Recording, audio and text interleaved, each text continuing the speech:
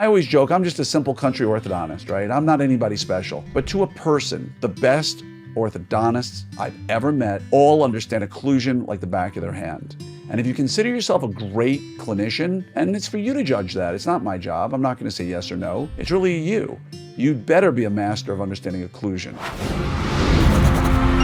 Hello there, everybody, and welcome to another episode of your 5-Minute Friday. I'm your host, Dr. Glenn Krieger. One of the greatest things about doing what I do, right? I always say that I would be doing a podcast even if not one person was listening. And I know that only like 3 or 4 people listen, I kid. But I love doing this because the people I get to meet. Now, recently, I've had some great interviews with some amazing clinicians, not the least of which was Dr. Tom Pitts. And, you know, when you talk to these people who are giants in our profession, and there are many of them. And I'm talking the ones who trained more than 25 years ago, right? To a person, the best clinicians I've ever met in that group, all were graduates of the Roth course. Now, the Roth course was occlusion. And I can't seem to understand why occlusion is a dirty word in orthodontics. There are some who, when I bring up the idea of old school articulators and things like that, you know, or gnathology is an even better example. I did, as a restorative dentist, I did 3 years of hands-on training at the University of Washington dental school in a special course for about 8 of us from around the country for 3 full years on gnathology. Now, study of gnathology is obviously understanding the stomatognathic system, how the muscles, the jaws, the teeth, the occlusion, how everything comes together, the joint, to prevent joint problems, to prevent TMJ problems, to prevent muscle problems, right? Because a lot of times people think they have TMJ problems, and in fact, it's myofascial pain.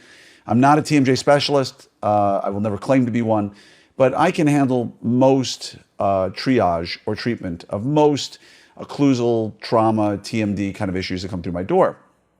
And I've recently talked not long ago, I think even in my interview with Tom Pitts, about the fact that I had a young lady come into my office who is, you know, having some myofascial pain problems, and I'm making her a splint. And then when the splint cools everything off, which invariably I know it will in her case, we'll treat her to centric relation if we can. She might be more of a class 2 than I can treat effectively with, you know, all the modalities in my toolbox, except for surgery perhaps. And then when we're done, we'll make her a splint NCR to finish everything. And I just charged one fee that included 2 splints and an orthodontics. And when I was talking to people who I respect a ton, like the Tom Pitts of this world, because they all went through the Ron Roth course, they understand occlusion, they understand TMD, they understand the muscles. And I'm very curious about why occlusion and understanding occlusal equilibration, understanding the difference biomechanically on the joint and the muscles between, say, a full coverage splint and, say, a Lucia jig are so radically different. Understanding that, it seems to have been abandoned by most, not all, but most orthodontic programs. I remember sitting with Dr. Kulbersh, I think it was, over in Detroit, when he was teaching his students how to do hinge axis location with clutches on fully adjustable face bows, which I know makes most of you want to cringe. But understanding the glenomaxillary relationship, understanding how occlusion does trigger muscles. Gnathology is not, as was so insultingly stated by a very famous doctor who was a bit of a loudmouth as well back in the day, that gnathology is the study of how articulators work. Yes, in fact, there is some truth to that.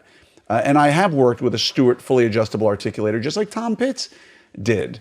But why is occlusion and understanding the stomatognathic system something that we're not more involved in? Why is the idea of doing a final occlusal equilibration on adult patients something that we tend to throw out the baby with the bathwater and say, oh, it'll just settle on its own?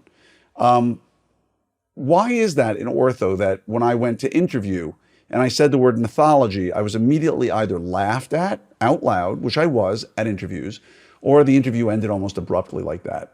It's something that everybody out there wants to show off their class 2 to class 1 correction. Everybody wants to show how they brought in these amazing cuspids. Everybody wants to show their beautiful smile arc and their finish. Everybody wants to show their beautiful surgical outcomes or whatever they've done with whatever they've done it with. But nobody wants to talk occlusion. The moment we talk about that, it's like the ugly stepsister of orthodontics. And I'm here to say that while you may not want to understand occlusion through and through, it will save your bacon more than a few times. Understanding pathology, like when a patient starts having TMD symptoms in the middle of treatment, or myofascial pain in the middle of treatment, how you can easily solve that using pathological principles. So again, this isn't the sexiest or most glamorous subject, and it's definitely not the sexiest or most glamorous 5-Minute Friday. But I'm going to encourage every one of you out there to understand the basics of the thing you learned first in dental school, which is how to adjust articulators, how to adjust your models. Before you went, hopefully before you went to start doing class 2 and class 3 and class 1 preps on teeth, you took your basic, typodont, and you had to equilibrate it. And you had to build up cones out of wax, which I know you hated. But you learned all of this.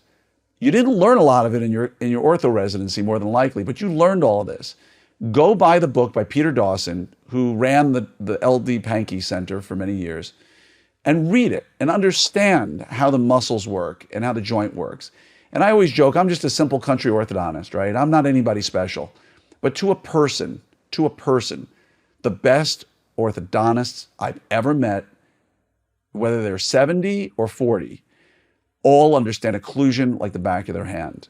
And if you consider yourself a great clinician, and it's for you to judge that, it's not my job, I'm not going to say yes or no, it's really you. You'd better be a master of understanding occlusion and be able to whip out a full mouth equilibration in 5 minutes, comfortably, with no problems. And if you don't worry. Through Orthopreneurs University, I'm going to try to come up with some classes to help people better understand how TMJ or TMD, how myofascial pain, how to differentiate between them, and how do we do an equilibration? What are the differences in the different kinds of splints we can make in our offices to help people feel more comfortable? This is one of those that I'd love to see some great discussion on. Reach out to me if you have any questions. I hope I'll see you at Summit, because we could sit with the drink of your choice on the deck and just talk about occlusion. Isn't that exciting? We could sit in a pool with the wind blowing through our hair, with a drink in our hand, talking occlusion. Sign up at opsummit2024.com. It's going to be an epic meeting that's going to help reduce your stress and increase your profitability. See you there, and have a great day.